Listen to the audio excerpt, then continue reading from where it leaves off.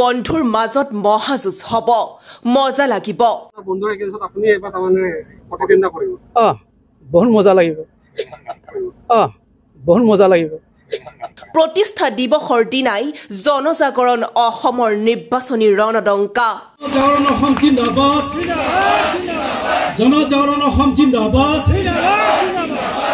অসমত শাসক বিৰোধী এখন যুঁজ হ'ব, কিন্তু জুনাইত এক নতুন পৰিৱৰ্তনৰ যুঁজ হ'ব। জনজাগৰণ অসম দলৰ প্ৰতিষ্ঠা দিৱসত সভাপতি ৰাজু মেদকৰ হুংকাৰ। জুনাইত জনজাগৰণ অসম দলৰ প্ৰথম সংখ্যক প্ৰতিষ্ঠা দিৱস উদযাপন। সমাগত 2024 বিধানসভাৰ নিৰ্বাচনলৈ মাজত মাথো 5 মাহ। বৰ্তমান শাসক বিৰোধীৰ প্ৰতিটো দলতে দেখিবলৈ পোৱা গৈছে নিৰ্বাচনী কুচকাৱাজ। জুনাইৰ ভূমিত পৰিৱৰ্তনৰ পৰিকল্পনা লৈ আজিৰ পৰা এটা বছৰৰ পূৰ্বে জন্ম লাভ কৰা জনজাগৰণ অসম দলৰ প্ৰতিষ্ঠা দিৱস আজি জুনাই আগমদলুংগাঁৱৰ মুখ্য কাৰ্যালয়ত দিনজোৰা কাৰ্যসূচীৰে অনুষ্ঠিত কৰা হয়।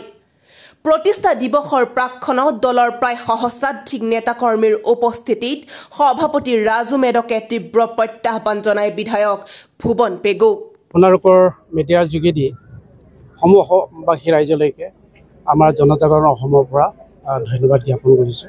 আজি 13 অক্টোবৰ 2025 আজি জনজাগৰণ অসমৰ এবছৰ হ'ল। আজি প্ৰতিষ্ঠা দিৱস, আৰু এই প্ৰতিষ্ঠা দিৱসটো আমি এটা সভা এখনেও আমি ইয়াত আয়োজন কৰিছোঁ, আৰু মূলতে এইটোৱেই হ'ল আজি প্ৰতিষ্ঠা দিৱস।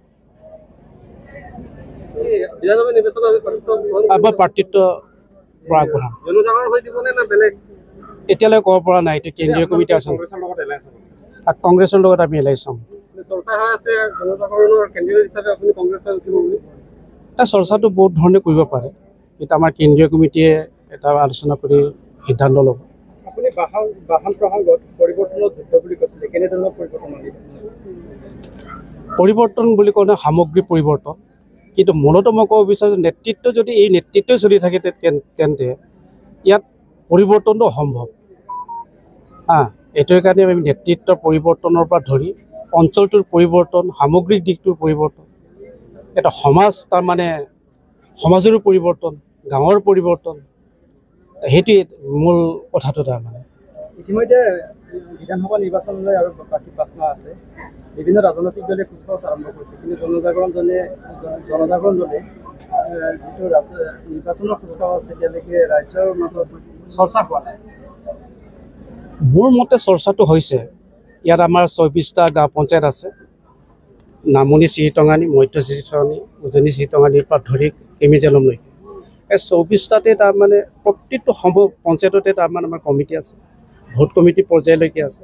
এখেতসকলে লাহে লাহে আগবাঢ়ি লৈ গৈছে, কিন্তু ডাঙৰ পেণ্ডেল বা ডাঙৰ মিটিং কৰি কৰা নাই, ট্ৰেইনৰ পৰ্যায়ত কামটো কৰি আছে। বৰ্তমানৰ বিধায়কৰ সম্পৰ্কে আপুনি কি ক'ব? মইতো ইমানে কওঁ, ভুৱন পেগুৰ নিচিনা তাৰমানে মিছা ক'ব জনা মানুহ নাই। একেবাৰে মিছলীয়া, আৰু বন্দুক চিনি নাপায়, সতীৰ্থক তাৰমানে বুজি নাপায়, দুখ কষ্ট বুজি নাপায়। নিজে কেনেকৈ হ'লে MLA হৈ থাকিম, সেইটোৱে তাৰমানে স্বাৰ্থ, ব্যক্তি স্বাৰ্থত পূৰা নিমজ্জিত মানুহ ব্যক্তিজন। সেইটোৱে আছে ভুৱন পেগু। কি বুলি ক'ম, আৰু মোৰ ক্ষেত্ৰতে হওক, মোৰ ক্ষেত্ৰত তলিটো গম পাব আপোনালোকে।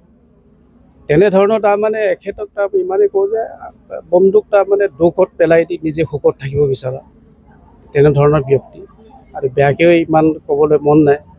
যিহেতু নিৰ্বাচনৰ কাৰণে কেনেধৰণৰ প্ৰস্তুতি, আপুনি কিমান আশাবাদী? মইতো কেণ্ডিডেট হিচাপে যদি কওঁ 100% আশা, কিন্তু ৰাইজে কাক দিয়ে নিদিয়ে ৰাইজৰ ওপৰত এইটো কিছুমান থাকিব। যদি আপুনি বিধায়ক হিচাপে যদি আপুনি জয়লাভ কৰে, তেনেহ'লে জনাইবাসীৰ কাৰণে বা সমষ্টিবাসীৰ কাৰণে কেনেধৰণে কাম কৰিম বুলি ভাবে আপুনি?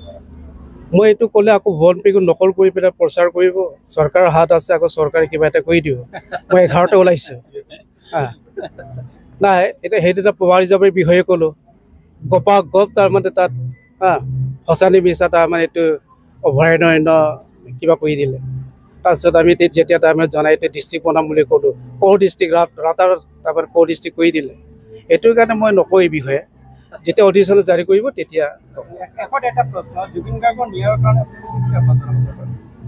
ন্যায়টো প্ৰকৃত ন্যায় লাগে আৰু আমি জনজাগৰণ অসমৰ ফালৰ পৰা চৰকাৰৰ আমি আবেদন জনাওঁ যে জুবিন গাৰ্গ প্ৰকৃত ন্যায় পাওক, শান্তি পাওক, আত্মাৰ শান্তি পাওক, আৰু যিসকল জড়িত আছে উপযুক্ত শাস্তি প্ৰদান কৰক। আপুনি জনজাগৰণ হৈ পিনি কেণ্ডিডেট হৈ উঠিবনে না কংগ্ৰেছ হৈ উঠিব? চৰ্চা চলি আছে আপুনি কংগ্ৰেছ হৈ পিনি উঠিব বুলি। তাৰমানে কথাটো আছে, আমাৰ মিত্ৰজোঁট যিহেতুকে মিত্ৰজোঁটে আলোচনা কৰিব, আলোচনা কৰি নাই জাগৰণ হ'ব পাৰে, নাই ৰাইজৰ দলো হ'ব পাৰে, অসম জাতীয় পৰিষদো হ'ব পাৰে, কংগ্ৰেছতো হ'ব পাৰে, জাগৰণো হ'ব পাৰে। সেইটো তাৰমানে আমি দলসমূহে আলোচনা কৰি এইটো কৰা হ'ব। তাৰমানে আপোনাৰ বন্ধুৰ এগেইনষ্টত আপুনি এইবাৰ তাৰমানে প্ৰতিদ্বন্দ্বিতা কৰিব? বহুত মজা লাগিব।